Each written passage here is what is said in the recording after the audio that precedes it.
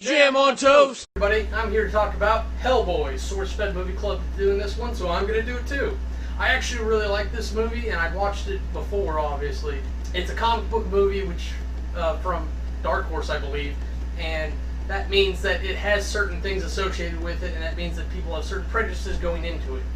Yes, it's going to have some supernatural stuff, and yes, it's based off a comic, but for some reason, and this is changing, that does not make it a bad movie on its own.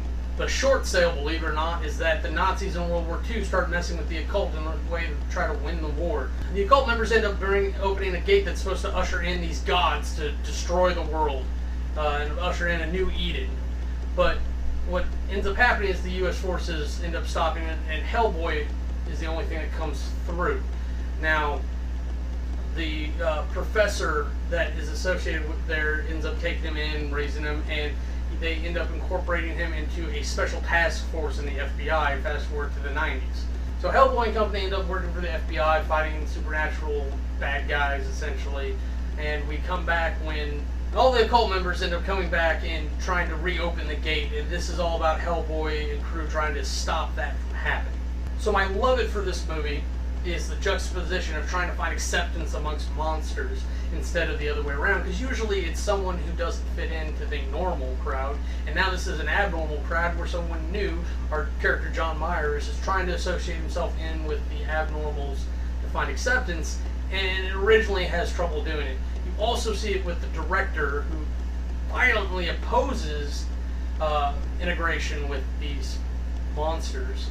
I hate it for this movie is all the little discontinuities in the real physics.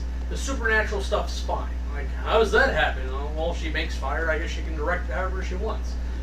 But there's a scene where, like, a door starts dropping. Hellboy throws the director under it to get him on the other side before it closes. And then, like, 3 or 4 more things happen with the bridge Hellboy's standing on. And they obviously have him on a wire trying to run across it, because why wouldn't you?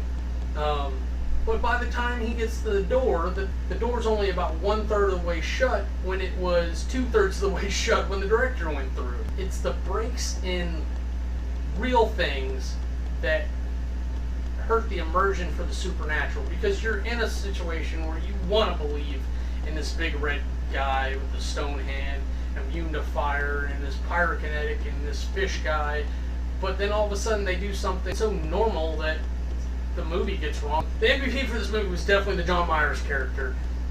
Yes, you have Hellboy, and he's the star, and the guy did an excellent job portraying Hellboy as far as I'm concerned. The cast was all excellent, but the John Myers character is what makes this a lovable story. Otherwise, it's just action and monsters and supernatural stuff.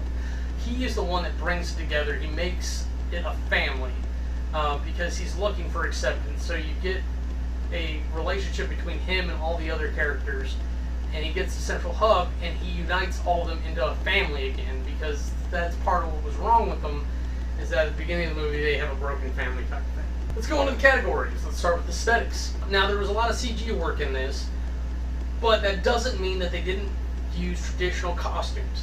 Hellboy, for the most part, is all costume.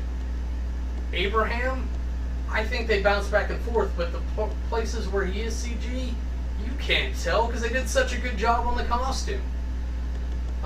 Samael, the Hound of Resurrection, there are places where he is obviously CG. Mostly, I think, where he's bouncing around on ceilings and getting hit by a train and ripping doors apart, things like that. But, like, the subway scene is obviously a guy in a suit, and they did such a good job making those two things contiguous. You really have to look for it or be shown something out of context. You didn't really notice. While it wasn't perfect, and it couldn't have been for the time it was filmed, especially compared to now, I think they did a really good job. I say 6, it's an 85. Character development. They did such a good job. They really did. Shotgunning 60 years is difficult to do, and but they developed the professor way back when of who he is, and then when you see him again, they develop him again, and you can tell, you can kind of fill in the gaps, and that, I think, is the key, is that in the audience's head, they fill in the gap between 1945 in 1990, how that worked out in their own head, so they have their own impression of who Hellboy and the Professor must be and what they're fighting about. And they do that so well. Immediately off the bat, Abraham is presented one way, and he doesn't change throughout the entire movie. He's the little nerd, and that's kind of who he is, but he's so lovable when it comes down to it. Myers acts like the scared guy looking for acceptance the whole time, plays the complacent guy looking for a new thing the whole time. Liz is the troubled, pyrokinetic ex-girlfriend or whatnot, and they stay true. Even the villains are developed excellently. The clockwork guy who doesn't talk, he exudes his own character so well that you're just into it. And Hammer Girl, I laugh every time I think about the point where she hits John Myers in the face with that sledgehammer, and then it's just silence, because it shows her perfectly. She's Aryan aristocracy at its finest, if there ever is a finest for that. And the main villain is very mysterious and the whole movie, so no one breaches character or anything. It could have been done better. There could have been more of it, but I think for the time, and they did it very acceptably. I'm going to go ahead and give character development an 85 as well. Storyline. I wasn't as big a fan of the storyline because, honestly, anything that involved the Nazis, I'd get kind of bored with immediately. It's like, let's just drop them. But they did a very good job bridging 1940s and 1990s together. The storyline, strictly speaking, is not that great. It's weird worm god things that the occult's trying to bring through. It doesn't make a lot of sense that they would think that they would be rewarded with an Eden for ushering forth when they want to destroy the entire world. And then, like, why do they want to destroy the whole world? There's a lot of whys that, like, I could get past. But the bigger story, and where it really wins me over, is with Hellboy and all the metaphors underlying. Because there's a father-son relationship, there's a boy-girl relationship, there's a boy-bro relationship, several different places.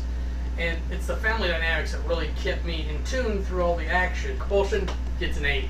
Now, if we total all that up together, we get an 82.25. Makes it a decent movie, not a top grade, but I would recommend it. It's got something for everyone if you're looking in the right places. And it just depends how much that weighs against everything else in the movie. But that's all I really got for you. I'm Cam. Have a nice day.